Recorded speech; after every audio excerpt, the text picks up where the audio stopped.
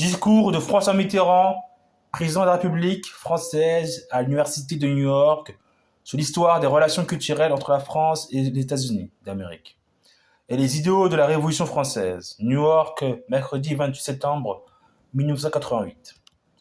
Monsieur le Président de l'Université de New York, Mesdames, Messieurs, mes premiers mots seront naturellement pour vous dire le plaisir que j'ai à me retrouver aujourd'hui parmi vous dans cette superbe bibliothèque de l'Université de New York et pour vous remercier de l'honneur que vous me faites en me décernant le doctorat honoris causa.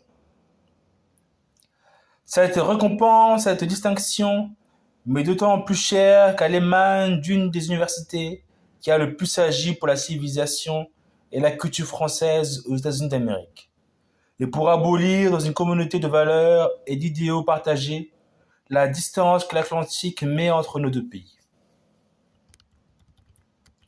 Une fois de plus, votre université se trouve à l'avant-garde puisque vous organisez à l'occasion du bicentenaire de la Révolution de 1789 des manifestations parmi les plus denses et les plus complètes de tous les États-Unis.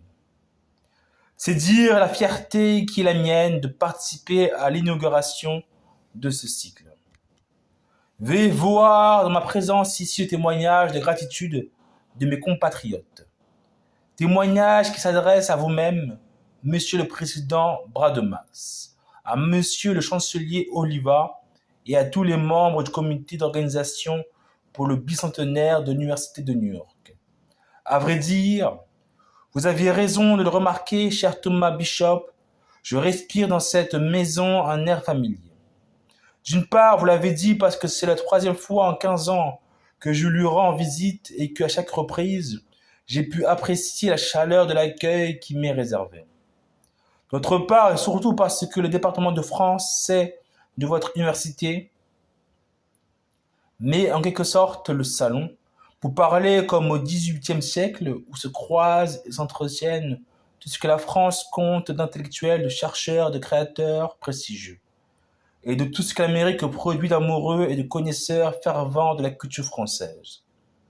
Je me dois à ce titre de rendre un hommage du particulier à celui que je viens de citer, Thomas Bishop, l'homme de cette entreprise, directeur du Centre d'études de la civilisation et de la culture française, qui concilie si remarquablement les talents d'un savant émérite et d'un organisateur dynamique.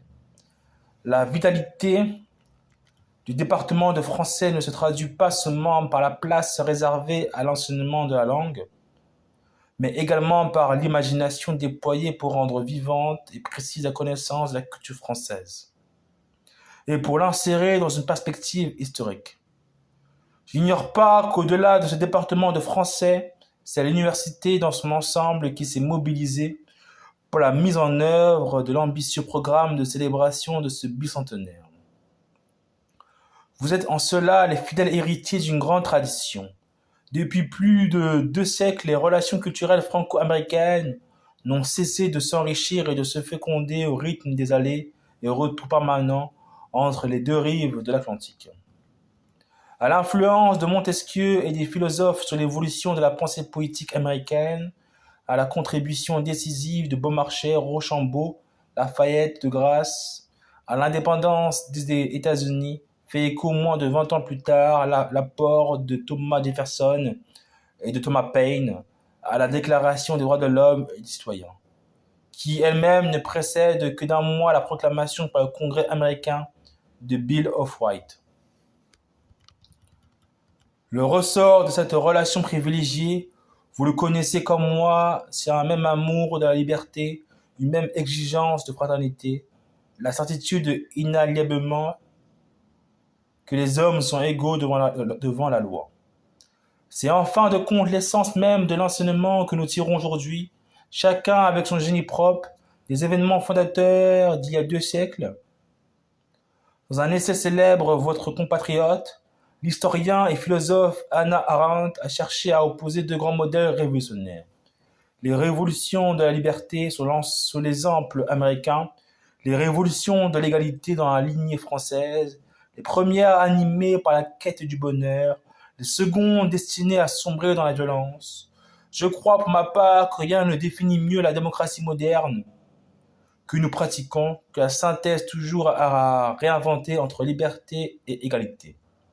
Et si la République française y adjoint plus tard la fraternité qui demeure dans ce monde déchiré, par d'inacceptables fractures entre nations riches et nations pauvres, entre nantis et exclus, c'est parce que cela demeure aussi une valeur d'actualité pour vous. Je concède volontiers aux historiens et à leurs passionnantes controverses qu'on ne brise généralement pas un ordre ancien sans soubresaut, sans convulsion et parfois sans excès. Mais la responsabilité particulière de l'homme d'aujourd'hui, du dirigeant politique en particulier, c'est de retenir dans les événements qui ont bouleversé le monde ce qui fonde notre système politique actuel et notre vie publique. Rares sont dans nos pays ceux qui osent contester que les hommes naissent et demeurent libres et égaux en droit, que la souveraineté réside dans la nation, que l'État doit être régi par le droit, pas plus que ne sont remis en cause la séparation des pouvoirs, le suffrage universel, l'enseignement public, l'abolition de l'esclavage. Tout ce qui fonde en somme la République et la démocratie. J'aimerais ajouter la civilisation. Mais il reste tant de choses à faire, il reste à agir à chaque jour, et c'est notre travail à nous tous, sans relâche, pour que ces principes passent vraiment dans les faits et ne restent pas à l'état du discours ou des exhortations, pour que cesse un jour l'oppression, l'humiliation, la ségrégation, le mépris des droits de l'homme où que l'on se trouve dans le monde.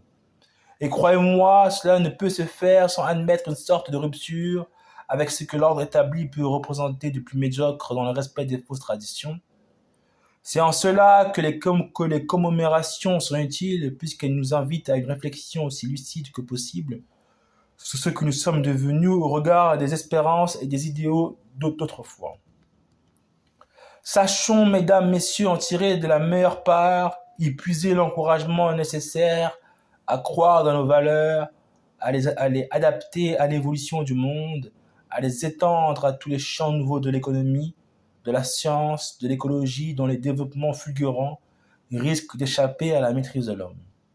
Le message de 1789 de nos révolutions n'est pas affadi et réserve encore bien des surprises à ceux qui se donneront la peine de l'étudier et surtout à ceux qui se donneront la peine de le mettre en œuvre chaque fois qu'ils auront à affronter des modes de pensée qui conviennent.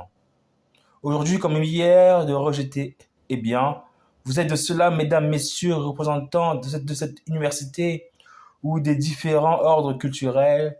Vous êtes de ceux-là, monsieur le président, qui m'a accueilli il y a un instant avec tant de délicatesse. Vous êtes de ceux-là qui avaient choisi cette voie. Vous contribuerez, si vous le voulez bien, avec beaucoup d'autres, hors de cette salle, à ce que les idéaux de la Révolution française soient mieux compris. Et vous avez de ce point de vue une longue tâche à accomplir, y compris, croyez-moi, en France même. J'espère que ces droits seront toujours mieux respectés dans le monde.